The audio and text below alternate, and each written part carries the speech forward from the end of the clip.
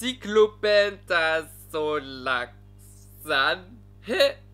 Hello les croquets, j'espère que vous allez bien. Aujourd'hui on se retrouve pour une vidéo qui sera peut-être certainement un petit peu plus courte que d'habitude, mais vous me l'avez pas mal demandé parce que je vous l'avais proposé. Je vais vous montrer mes quelques petites techniques pour cacher les imperfections, mais plus précisément l'acné, parce que c'est ce avec quoi je dois dealer en ce moment. Enfin je dis en ce moment, mais c'est pas comme si ça faisait 7 ans de ma vie que j'étais en train de dealer avec ça. 7 ans entre nous c'est quoi? Parce qu'au final c'est bien gentil d'être naturel, mais quand tu veux cacher tes boutons, tes imperfections, bah tu fais comment? Parce que c'est bien beau de voir les mannequins et les modèles sur les couvertures de magazines avec des peaux parfaites, photoshopées de partout et tout.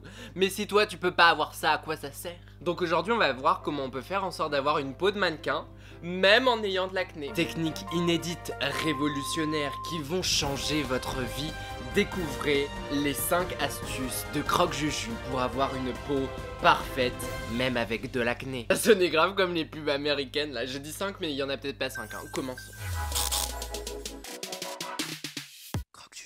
Pour ça, on va avoir besoin de plusieurs produits. Vous avez peut-être vu déjà la mécanique et la routine dans d'autres vidéos, mais là, on va vraiment se concentrer sur le truc. D'abord, une base sans silicone de préférence, on en parlera après. Deuxièmement, vous aurez besoin de fond de teint, d'un concealer de la même teinte que votre fond de teint, et d'un fard gras ou un fard à paupières liquide plus foncé, beaucoup plus foncé que votre carnation. Les techniques ici fonctionnent sur toutes les teintes de peau, donc de la peau la plus claire à la peau la plus foncée. C'est juste qu'il va falloir adapter les teintes à votre carnation en fait. Mais je vous expliquerai ça tout à l'heure. Et bien sûr, le dernier conseil c'est pour moi le plus efficace. Donc reste jusqu'à la fin de la vidéo en fait. Ou vas-y directement si t'en as rien à faire de moi. Donc je commence par la base. J'ai dit sans silicone de préférence parce que le silicone c'est très mauvais pour la peau. De toute manière entre nous, est-ce qu'il y a réellement un produit de maquillage qui est bon pour la peau, à part ceux qui ont du soin à l'intérieur ou ceux qui ont des bonnes compositions? Très sincèrement je pense qu'on est tous d'accord pour dire que le maquillage c'est pas forcément très bon pour la peau. Et ceux qui s'obstinent à dire que c'est bon pour la peau, bitch what the fuck. Tu mets des produits chimiques sur ta peau, elle kiffe, et bah écoute tant mieux pour toi. Je ne suis absolument pas expert, j'en ai encore énormément à apprendre, mais de ce que je sais, les silicones c'est ultra mauvais pour la peau, ça bouche les pores et du coup votre peau elle kiffe pas du tout ça. Donc là le truc chiant c'est qu'il va commencer à falloir décrypter les listes d'ingrédients que vous avez sur vos produits, parce que c'est ultra important en vrai. Moi-même je ne le fais pas souvent parce que il y a des produits qui sont trop ouf et t'as quand même envie de les utiliser même s'ils sont pas bons. Mais entre nous sincèrement, même si moi je le fais pas forcément, c'est ultra important de le faire parce que votre petite peau elle a rien demandé en fait. Du coup là dans les mains j'ai deux bases différentes et une dans laquelle il y a du silicone et une dans laquelle je pense qu'il n'y en a pas, parce que encore une fois je ne suis pas expert des listes d'ingrédients. En fait quand vous allez lire les listes, le mot qu'il va falloir retenir qui est à bannir c'est cyclopentazolaxane.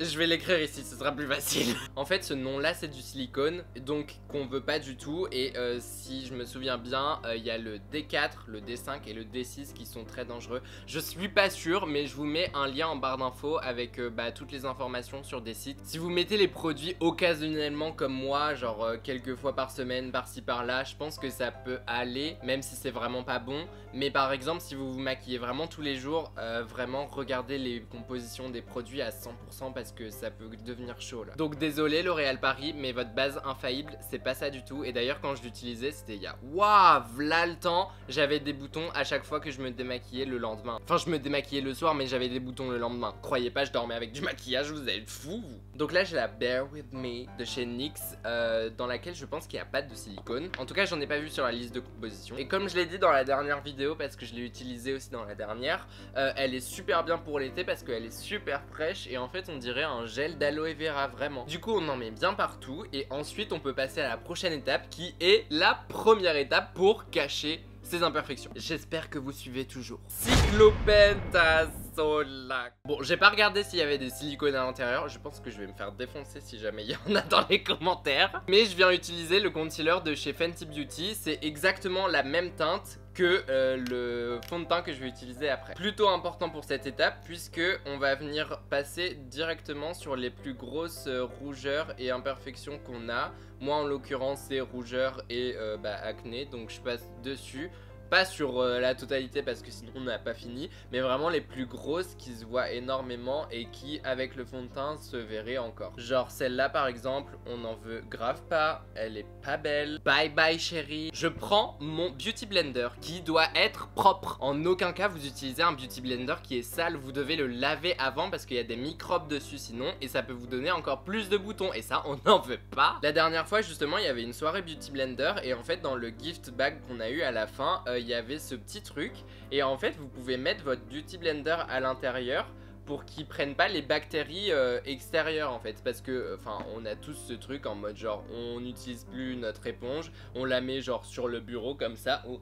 Ah bah d'accord, bon bah il va falloir que je la relave, elle est tombée par terre. Quoique j'ai lavé le sol hier. Vraiment faites ce que je dis mais pas ce que je fais. Donc du coup en le mettant à l'intérieur, bah il attrapera pas les bactéries du monde extérieur quand vous l'utiliserez pas. Donc là ça me fait des tâches de ouf parce que j'ai discuté comme pas possible en attendant. Mais blendez-le le plus rapidement possible comme ça vous le fera pas. On passe désormais au fond de teint pour recouvrir tout ça. Cyclopentasolac. Toujours plusieurs fonds de teint, pas parce que je trouve pas ma teinte mais parce que bah au moins je crée ma texture à moi tu vois. Genre c'est personnalisé. Non en vrai je sais pas pourquoi, c'est juste pour le kiff. J'utilise le Fenty Beauty Pro Filter, le Giorgio Armani Power Fabric et un nouveau que je viens de recevoir, le Dream Urban Cover de chez Maybelline. Et d'ailleurs il y a un SPF 50 dedans, lias. Anti-pollution.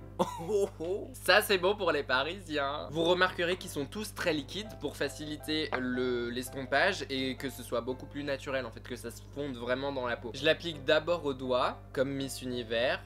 Les vrais savent. J'insiste plus particulièrement sur les zones où bah j'ai de l'acné bien sûr. Puis je reprends mon éponge qui est déjà utilisée d'aujourd'hui donc c'est bon, il n'y a pas eu de microbes encore qui se sont mis dessus. Et je commence à blender. Quitte à choisir, je préfère ne pas mettre beaucoup de fond de teint et repasser après avec sur les zones où il y en a besoin, plutôt que de mettre énormément de matière et d'avoir genre un truc ultra cakey, d'avoir un truc qui se voit genre à 3000 km. Bon, même si entre nous ça se voit quand même à 3000 km là, mais ça fait pas genre la bonne couche de plâtre qu'on a mis tu vois. Et donc là comme mon teint est unifié et que vous avez plus aucune rougeur, forcément on voit encore plus l'acné parce que du coup il n'y a plus que le relief avec les ombres. Ça aussi ça peut être une idée reçue du maquillage, que le maquillage camoufle le relief des boutons. Moi je pensais ça au début, genre les premières fois où je me suis maquillée, sauf que non, c'est du maquillage, c'est pas de la magie bichette. C'est donc ce qu'on va corriger avec la dernière étape, vous allez voir. Là on s'est déjà débarrassé de pas mal de problèmes tu vois, mais il reste quand même encore là, tout ça visible ici, voilà. Je vais continuer ma routine normalement, concealer, poudre, sourcils et je reviens après. Pentasolac. Une nouvelle tête.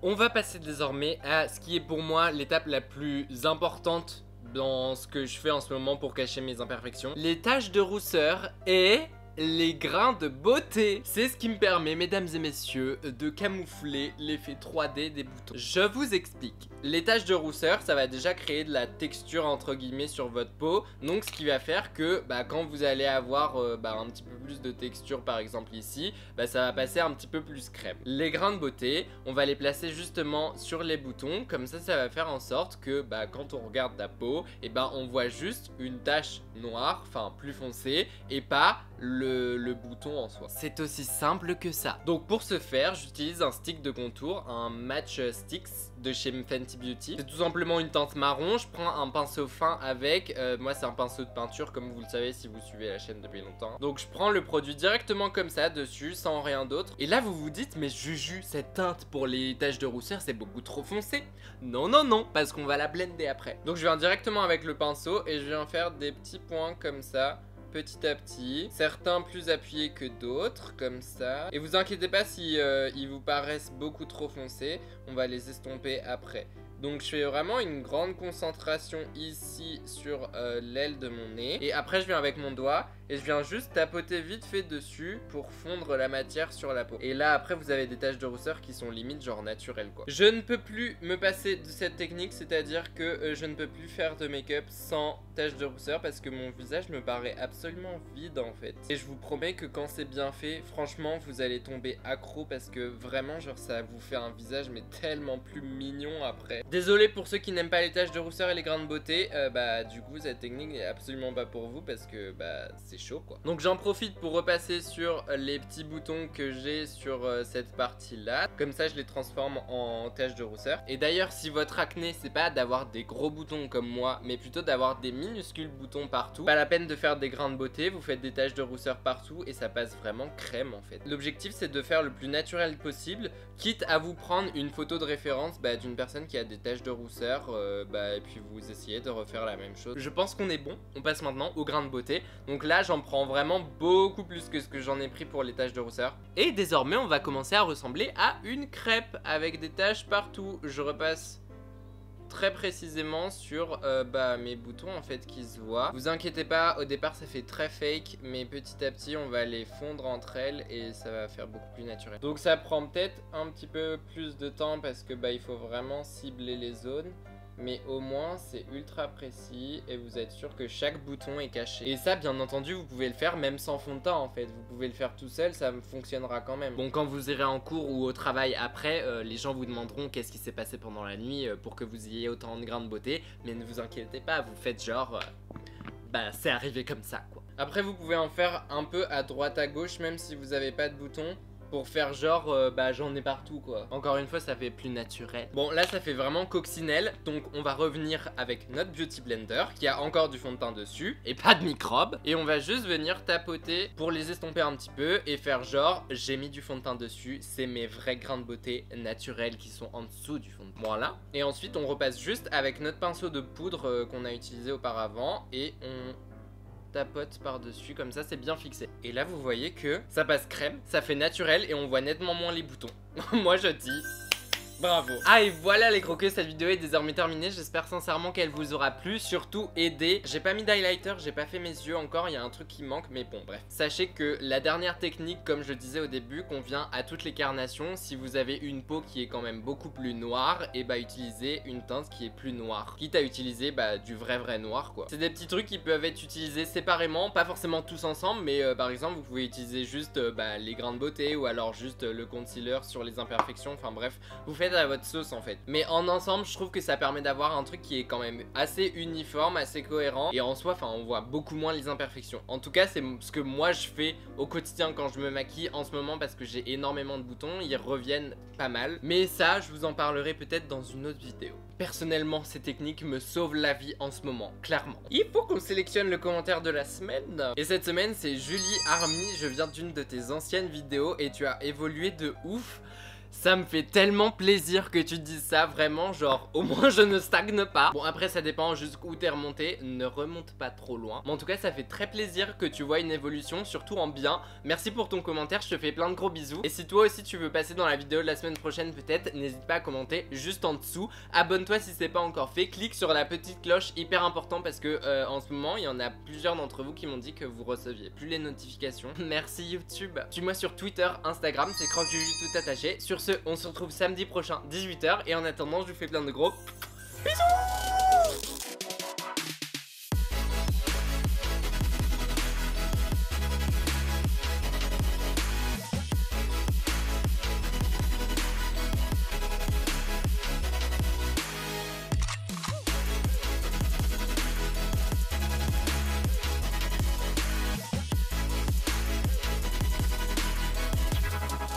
Lupenta sola.